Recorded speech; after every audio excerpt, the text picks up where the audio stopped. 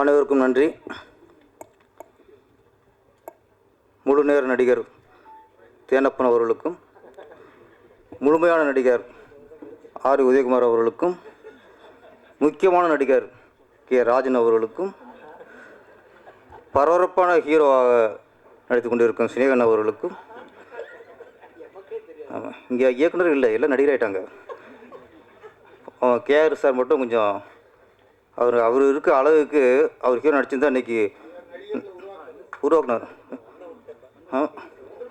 ஏன் படத்தை நான் தான் நடிச்சுக்கணும், வேற கூப்பிட மாட்டேங்கிறாங்க. அடுத்தவங்க வாய்ப்பு கொடுத்தா தான் நடிகர், நம்மளும் நடிச்சுக்கிறது அது நம்ம அது ஆசைக்கு நடிச்சுக்கிறோம், அவ்வளோதான்.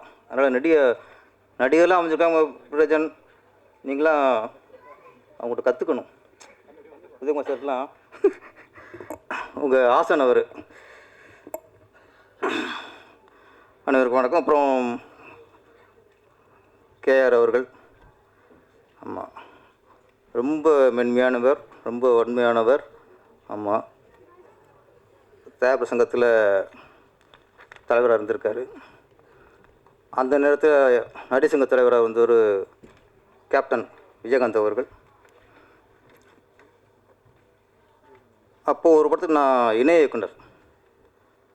அந்த படத்துக்கு பெரிய பெரிய பிரச்சனை வந்துச்சு. படமே முடியாத சூழ்நிலை. படம் அவ்வளோதான் முடிஞ்சு நினச்சோம். அப்போ நானும் இந்த ப்ரொடியூசரும் போய் தான் கேஆர் சாரை பார்த்தோம். அந்த பஞ்சாயத்து அவர் தான் கையில் எடுத்தார். அதை அப்படியே கொண்டு கேப்டன் அவர்கிட்ட கூடி சேர்த்தோம். அன்றைக்கி கேப்டன் அவர்களும் கேஆர் அவர்களும் அந்த படத்தை பஞ்சாயத்து உள்ளே வரலைன்னா படம் ரிலீஸாக இருக்காது. ஏன்னா ஒரு பொறுப்பில் உள்ளவங்க ஒரு படத்துக்கு பண்ணுற ஹெல்ப் தான் அது. அந்த நேரத்தில் உங்களுக்கு நன்றி தெரிவிச்சுக்கிறேன் கேஆர் சார். ராஜன் சார் பேசினார், குழம்பிருச்சு நம்மளுக்கு. எனக்கு மட்டும் இல்லை, மீடியாக்கெல்லாம் பெரிய குழப்பமாக போயிருக்கோம், என்ன சொல்ல வர்றாரு அப்படின்ட்டு. விக்ரம் சார் படம் ஒன்று வானத்தை போல், அதில் எல்லோரும் நல்லவங்களாக இருப்பாங்க. ஹீரோ ரொம்ப தங்கம், ஹீரோயின் அதை விட தங்கம், தம்பிங்க முத்து, சின்ன தம்பி வைரம், எல்லோரும் நல்லவங்களாக இருப்பாங்க. ஒருத்தன் கூட கெட்டவனாக இருக்காது, கெட்டவனாக இருக்க மாட்டான். அது மாதிரி தமிழ்நாடு எல்லா தலைவரும் சொல்கிறாரு, எல்லோரும் நல்லவங்களாம், நம்ம நம்பணும். நீங்கள் சொன்னீங்க சினிமா சார்பிலேருந்து விஜய் சார் போகிறாரு, வாழ்த்துங்க, அவருக்காக ட்வீட் பண்ணீங்க. எம்ஜிஆர் மாதிரி நீங்கள் வாங்கினீங்க, சந்தோஷமாக இருந்துச்சு. அப்போ ஒரு லிஸ்ட்டு போட்டிங்க பாருங்கள். ஆமாம், நீங்களோட இழுத்து விட்டா அப்புறம் நான் எங்கே இல்லை நீங்கள் எல்லாரையும் சொன்னீங்க, எங்களை சொல்லலை. அப்போ நாங்கள் யார் இப்போது? அவர் நல்லவரா, இவர் நல்லவரா, இவர் வந்து தானே தலைவனா, இவர் தங்க தலைவனா? அதனால் சொன்னால் எங்களை குழப்பாமல், பத்திரிகைகளை குழப்பாமல் சொன்னால் தான் கண்டென்ட். இப்போ என்ன எழுதுவாங்க, யாரை பற்றி எழுதுவாங்க அவங்க? நான் தான் இப்போ தெளிவாக பேசிக்கிருக்கேன். அதனால் இங்கே ஏகப்பட்ட தலைவர்கள் சரியான தலைவர்கள் இல்லை. நான் சொல்கிறேன், ஓப்பனாக சொல்கிறேன், விஜய் சார் சரியான தலைவராக வர வேண்டும், எதிராக இருப்போம். அப்புறம் நான் சொல்லணும்ல, இவர் சொல்லுவாரா சினிமாவில் நன்றியே இல்லையும் போகிறான், அவன் நன்றியோட பேசுனா 2 பண்ணிட்டு சொல்லணும்ல, கிண்டல் பண்ணக்கூடாதுல. நான் என்றைக்கும் விஜயோட விசுவாசி, பெரிய தலைவராக வரணும். ஓகே, ராஜன் சாருக்கு ஒரு ஆப்பு. ஓகே, அடுத்த படத்தில் யார் என்ன பாட்டுலாம் தெரியாது எனக்கு. ஒரு பாட்டை பார்த்து கண்டுபிடிச்சிட்டேன், இது சினேகன் தான் எழுதியிருப்பாருன்ட்டு. என்ன உண்மையில முரட்டுத்தனம் ஆசை வச்சேன், அதானே வச்சேன், முரட்டு ஆசை. நீங்கள் தானே தெரியும் இந்த மாதிரி பாட்டெலாம் யார் போட, முரட்டு ஆசை. அதில் சரணத்தில் கட்டிலுக்கு நம்ம 4 காலம் பார்த்துருப்போம், கட்டிலில் 8 காலம், கீழே எனக்கு 4 கால். ஓகே, இன்னும் 4 கால் எங்கே இருக்குது? மனுஷன் கணக்கு போகிறவருங்க சினேகன். எல்லோரும் கட்டிலுக்கு 4 கால்னா இவர் கட்டிலுக்கு 8 காலம், கீழே 4 கால், மேலே 4 கால். அது எந்த கால்னு எல்லாரும் தெரியும். ஆமாம், அவர் வந்து கட்டிக்கிட்டு ஓடி போகலாமா, ஓடி போய் கட்டிக்கலாமான்னு அப்போயே எழுதி அப்போயே சர்ச்சைக்குள்ளானவர். அதனால் இந்த கட்டில் விஷயம்லாம் பெரிய விஷயமே இல்லை. அதுதானே சினேகன் வந்து தன் முத்திரையை பதிப்பார். இது சினேகன் சாங் அப்படின்னு நம்ம கண்டுபிடிக்க முடியல. அதான் சினேகன். அவர் நான் வந்து எல்லா படத்துக்கும் பாட்டு எழுதினேன். அதுக்கு பிள்ளை சொல்லி போட்டது அவர் தான். திருப்பாச்சிக்கு அவர் தான் பாட்டு எழுத கூப்பிட்டேன். டம்மியாக 4 லைன் கொடுத்து இது மாதிரினேன், இது மாதிரி வேணா இதே இருக்கட்டும், நீ பாடலாசிரியர்னு அவரே பாடல் எழுத வச்சார். அதனால் இன்றைக்கி பாடலாசிரியர்னா சினேகன் சார் காரணம். நினைவெல்லாம் நீ ஏடா, அது ட்ரெய்லர் பார்க்கும்போது சாங்ஸ்லாம் பார்க்கும்போது நம்மளை கொஞ்சம் அப்படியே பின்னோக்கி இழுத்துச்சு. பன்னீர் புஷ்மல் ஞாபகம் வச்சு எனக்கு. அது ராஜன் சார் அவர்களுக்கு வந்து அலையில் ஞாபகத்து வந்துருச்சு. 1000 தாமரை முட்டுக்களே, அந்த அதுவும் ஞாபகத்துக்கும். 1000 தாமரை 1000 தாமரை 1000 தாமரை முட்டுக்களே. தாமரைனால ஹிட்டு தானே. நல்லா அலையில் வந்து அந்த 1000 தாமரை முட்டுக்களே மிகப்பெரிய ஹிட் சாங்கு. அதனால் ராஜன் சார் வந்து அந்த 1000 தாமரை முட்டுக்கள் வந்து ஞாபகத்துக்கு வந்துருச்சு. அது எப்போவுமே மலரும். அது வாடாது, அது நீங்கள் ஓடிடுவீங்க. தாமரைக்கு வாட்டமே இல்லை எப்பவுமே. அதனால் எனக்கு அப்போ அப்புறம் பன்னீர் புஷ்பங்கள், மெல்ல பேசுங்கள், நிறைய படங்கள் வந்து அப்படியே வந்து போச்சு. இதயத்தை திருடாதே, நிறைய படங்கள் வந்து போச்சு. இந்த படம் வந்து அப்படியே நம்மளை அப்படியே 10th படிக்கும்போது +2 படிக்கும்போது அந்த ஞாபகத்துக்கு எடுத்துகிட்டு போயிடுச்சு. அது மாதிரி சாங்ஸ் இளையராஜா, இசைஞானி இளையராஜாவோட 1417வது படம். இந்த சாதனை யாருமே முன்னெடுக்க முடியாதுமே, இளையராஜா மட்டும்தான். சிலர்லாம் எண்ணிக்கையில் போகும், இது எண்ணிக்கையில் ஒவ்வொன்றும் நம்பிக்கை, ஒவ்வொன்றுமே பொக்கிஷம். இல்லை அந்த பள்ளி பருவத்து பாடலாம் பார்க்கும்போது இன்னும் அப்படி இசைஞானியோட திறமை இன்னும் அப்படியே இருக்குது. இந்த நேரத்தில் ஒரு நம்மளுக்கு ஒரு சின்ன வேதனையான விஷயம் என்னென்னா, நம்ம கொஞ்சம் சோகமாக இருக்கும்போது, துக்கமாக இருக்கும்போது இளையராஜா சாங் கேட்டால் தான் அது மனதுக்கு ஒத்தடம் கொடுக்குற மாதிரி இருக்கும்.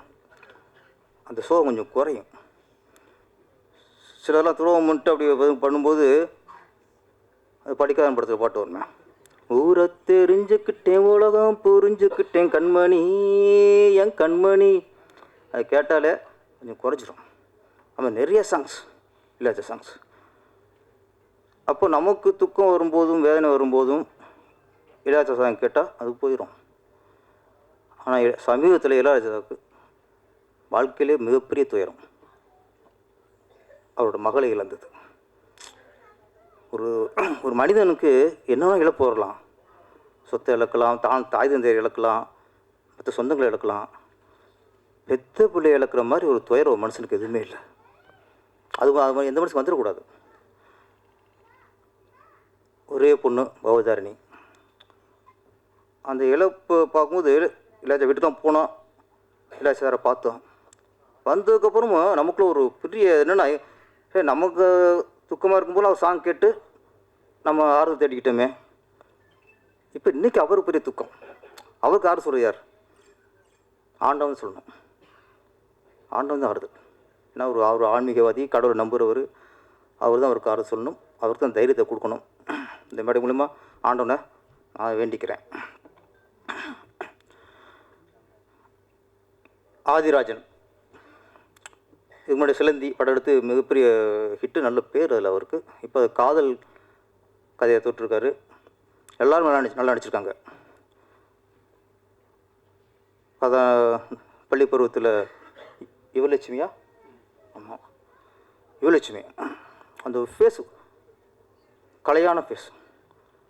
ஆரம்பத்தில் சுபலட்சுமின்னு ஊற்றுனாங்க. சுபலட்சுமி நிறைய பேருக்கு அவங்கள மறக்க முடியாது.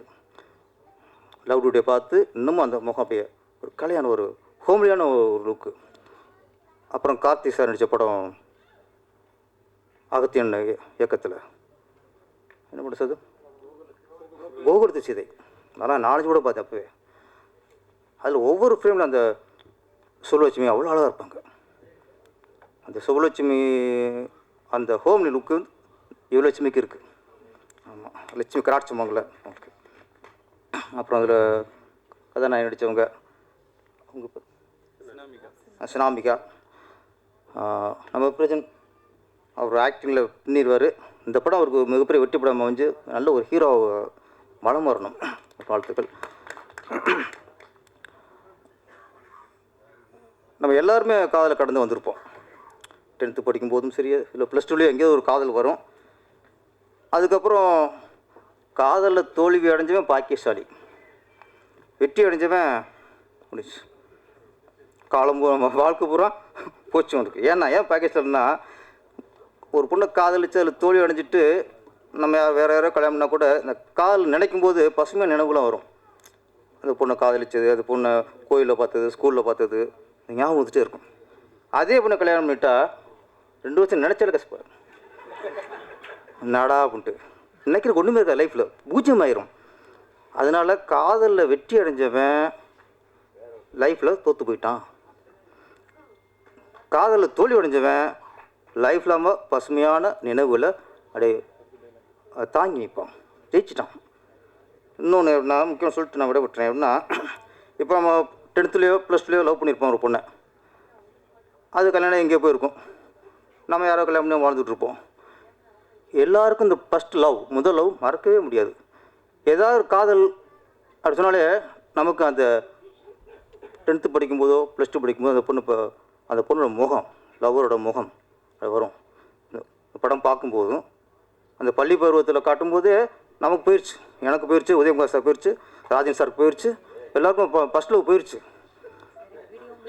ஆமாம், நீங்கள் தான் அப்படியே பார்த்தீங்க இல்லையா?